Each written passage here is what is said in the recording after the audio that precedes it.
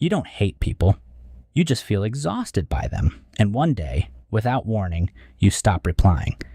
Not because you're busy, but because silence suddenly feels safer than explaining yourself again. You open messages and close them again. You see names on your screen and feel nothing, or maybe too much. You start thinking, I'll reply later. But later turns into days. People assume you are angry or distant or changed, but inside, something is different. You're not avoiding them. You're avoiding what it costs to be understood wrong again. Silence is not emptiness. For some people, silence is control. When talking feels like being misunderstood, your brain starts protecting you by reducing interaction. You stop replying because every reply feels like effort. Effort to explain, justify, or be emotionally available when you're already drained. And here's the hidden layer. You didn't suddenly become quiet. You became selective. You start noticing patterns. You talk, and people don't really listen. You open up, and it gets minimized. You express pain, and it becomes a joke or advice you didn't ask. So your mind makes a quiet decision. If being understood is rare, then being silent is safer. You scroll messages and feel pressure instead of connection. You see notifications and feel guilt instead of joy.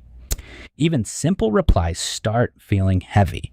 Hey feels like a responsibility. How are you? Feels like a performance. And slowly, you don't just stop talking. You start disappearing emotionally while still being physically present. You're there, but not really there. You laugh, but don't explain what's behind your eyes. You respond, but never fully open the door. Because somewhere along the way, being quiet started feeling less painful than being misunderstood. You leave someone on scene and stare at the screen for minutes. You start typing, then delete everything. You see old friends and think, I should reply. But your body feels tired before your fingers move. You notice. Even good conversations feel like effort now. Not because people changed, but because you did. But here's the truth you rarely admit to yourself. So you choose distance, not to lose people, but to not lose yourself in conversations that drain you. And strangely, silence starts feeling like clarity.